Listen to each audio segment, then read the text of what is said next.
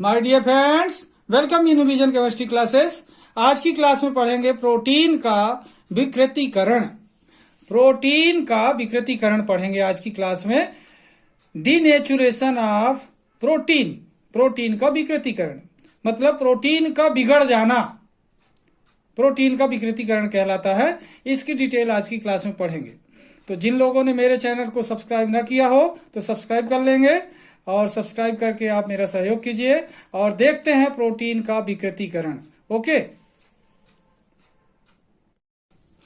देखिए student, protein का विकृतीकरण, protein का डीनेचुरेशन। देखिए प्रोटीन का विकृतीकरण, ठीक है। देखिए होता क्या है, प्रोटीन का बिगड़ जाना, प्रोटीन का स्वाभाविकता नष्ट हो जाना, प्रोटीन की स्वाभाविकता नष्ट हो जाना, क्रियाशीलता समाप्त हो जाना, प्रोटीन का विकृतीकरण कहलाता है। लेकिन ये होता कैसे है देखते हैं। प्रोटीन, यहां पर देखें, प्रोटीन देख रहे हैं, प्रोटीन जो है, ये जो प्रोटीन है, प्रोटीन ऊष्मा तथा रसायनों से प्रभावित होते हैं। ध्यान देंगे, प्रभावित हो जाते हैं मतलब प्रोटीन ऊष्मा तथा रसायनों से प्रभावित होते हैं। इसका मतलब क्या हुआ, प्रोटीन गर्म करने पर या रासायनिक यौगिकों से क्रिया कराने पर जल्दी प्रभावित हो जाते हैं। मतलब प्रोटीन ऊष्मा तथा रसायनों के प्रति क्या है, सक्रिय है।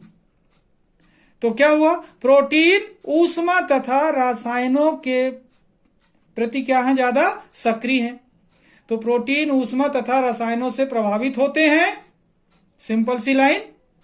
फिर क्या है, प्रोटीन को गर्म करने या, दो बातें हैं ध्यान देंगे, प्रोटीन को गर्म करने या रासायनिक यौगिकों से क्रिया कराने पर, ध्यान देंगे दो बातें हो रही यहां पर, प्रोटीन को गर्म करें या फिर रासायनिक यौगिकों से क्रिया कराएं। तो क्या बात हो रही है, प्रोटीन को गर्म करने या रासायनिक यौगिकों से क्रिया कराने पर क्या होता है, देखें, इनकी क्रियाशीलता, इनकी क्रियाशीलता नष्ट हो जाती है। ओके, इनकी क्रियाशीलता क्या होती है, नष्ट हो जाती है।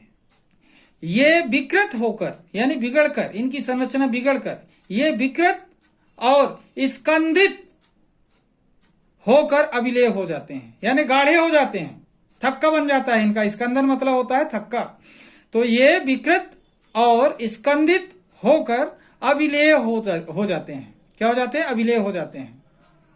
इस क्रिया को प्रोटीन का विकृतीकरण, इस क्रिया को प्रोटीन का विकृतीकरण कहते हैं। क्या कहते हैं, प्रोटीन का विकृतीकरण कहते हैं। बात समझ आ गई होगी कि प्रोटीन ऊष्मा यानी ताप और रसायनों के प्रति ज्यादा सक्रिय होते हैं और इनसे क्रिया करके या गर्म करने पर इनकी संरचना बिगड़ जाती है और इनकी क्रियाशीलता समाप्त हो जाती है। ये विकृत होकर के अविलेय हो जाते हैं, ठोस में बदल जाते हैं। तो इस क्रिया को क्या कहते हैं, विकृतीकरण कहते हैं। क्या कहते हैं, विकृतीकरण। एक बार फिर से देखें, प्रोटीन ऊष्मा तथा रसायनों से प्रभावित होते हैं, प्रोटीन ऊष्मा तथा रसायनों से प्रभावित होते हैं। प्रोटीन को गर्म करने या रासायनिक यौगिकों से क्रिया कराने पर इनकी क्रियाशीलता नष्ट हो जाती है।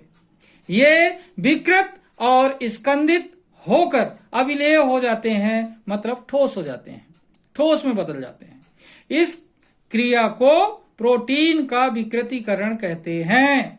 ओके, एक बार फिर से देखिए, प्रोटीन ऊष्मा तथा रसायनों से प्रभावित होते हैं, प्रोटीन को गर्म करने या रासायनिक यौगिकों से क्रिया कराने पर इनकी क्रियाशीलता नष्ट हो जाती है।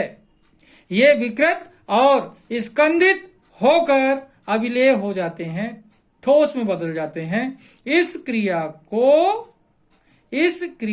को प्रोटीन का विकृतीकरण कहते हैं। अंग्रेजी में क्या बोलते हैं, डीनेचुरेशन ऑफ प्रोटीन। ओके, अब देखते हैं इसके संरचना में क्या प्रभाव पड़ता होगा इसके आगे। ओके, देखिए विकृतीकरण से क्या होता है प्रोटीन में, देखें। विकृतीकरण अर्थात विकृतीकरण होता कब है, गर्म करें या रसायनों से क्रिया कराएं। तो देखिए, विकृतीकरण अर्थात गर्म करने या रसायनों से क्रिया कराने पर प्रोटीन की प्राथमिक संरचना अपरिवर्तित रहती है, लेकिन द्वितीयक एवं तृतीयक संरचना परिवर्तित हो जाती हैं। लेकिन द्वितीयक एवं तृतीयक संरचना क्या होती हैं, परिवर्तित हो जाती हैं। ध्यान देंगे, एक बार फिर से बोल रहा हूं, विकृतीकरण अर्थात गर्म करने या रसायनों से क्रिया कराने पर प्रोटीन की प्राथमिक संरचना अपरिवर्तित रहती है, लेकिन द्वितीयक एवं तृतीयक संरचना परिवर्तित हो जाती हैं। ठीक है, अब देखें क्या बात है, यहां पर ऑब्जेक्टिव भी हो सकता है क्वेश्चन, विकल्प वाला क्वेश्चन बन सकता है, खाली स्थान में भी पूछा जा सकता है। तो देखें कैसा क्वेश्चन बन सकता है। विकृतीकरण से प्रोटीन की कौन सी संरचना अपरिवर्तित रहती है, मतलब कौन सी संरचना प्रोटीन की नहीं बिगड़ती विकृतीकरण के दौरान। तो क्या है आंसर, प्राथमिक संरचना अपरिवर्तित रहती है, मतलब इस पर कोई प्रभाव नहीं पड़ता। गर्म करने पर प्रोटीन की कौन सी संरचना अपरिवर्तित रहती है, तो गर्म करने पर प्राथमिक संरचना अपरिवर्तित रहती है, मतलब गर्म करने पर या ताप का प्राथमिक संरचना पर कोई प्रभाव नहीं पड़ता। विकृतीकरण से कौन सी संरचना परिवर्तित हो जाती है या कौन सी संरचना पर प्रभाव पड़ता है, तो विकृतीकरण या गर्म करने या रसायनों से क्रिया कराने पर द्वितीयक एवं तृतीयक संरचना परिवर्तित हो जाती हैं। अर्थात क्या हुआ, इसका मतलब द्वितीयक एवं तृतीयक संरचना क्या होती है, बिगड़ जाती हैं। ओके, मतलब ताप के प्रभाव से प्रोटीन की द्वितीयक एवं तृतीयक संरचना क्या होती हैं, बिगड़ जाती हैं, परिवर्तित हो जाती हैं। ओके, तो एक बार फिर से देखिए, विकृतीकरण अर्थात गर्म करने या रसायनों से क्रिया कराने पर प्रोटीन की प्राथमिक संरचना अपरिवर्तित रहती है, लेकिन द्वितीयक एवं तृतीयक संरचना परिवर्तित हो जाती हैं। अब देखते हैं विकृतीकरण का एक एग्जाम्पल देखते हैं। ओके, देखिए उदाहरण देखते हैं। एग्जाम्पल, अंडे को उबलते पानी में, यानी गर्म पानी में, उबलते पानी में, अंडे को उबलते पानी में कुछ समय के लिए रखा जाता है तो क्या होता है। देखें, अंडे को उबलते पानी में कुछ समय के लिए रखा जाता है तो इसका प्रोटीन विकृत होकर स्कंदित हो जाता है, मतलब क्या हो जाता है, विकृत होकर ठोस हो जाता है। इसे प्रोटीन का विकृतीकरण कहते हैं। ओके, इसे प्रोटीन का क्या कहते हैं, विकृतीकरण कहते हैं। उदाहरण क्या है, अंडे को उबलते पानी में कुछ समय के लिए रखा जाता है तो इसका प्रोटीन विकृत होकर स्कंदित हो जाता है। इसे प्रोटीन का विकृतीकरण कहते हैं। ओके, इससे क्या हुआ, प्रोटीन स्कंदित हो गया, मतलब ताप के प्रभाव से क्या हो गया, वो स्कंदित हो गया, मतलब ठोस में बदल गया, अविलेय में बदल गया, अघुलनशील हो गया। ओके, एक बार फिर से देखना, अंडे को उबलते पानी में कुछ समय के लिए रखा जाता है तो इसका प्रोटीन विकृत होकर स्कंदित हो जाता है। इसे प्रोटीन का विकृतीकरण कहते हैं। ओके स्टूडेंट, ये एग्जाम के लिए बहुत इंपॉर्टेंट है, ध्यान देंगे आप लोग, ये आपके लिए बहुत जरूरी है इसको सीखना।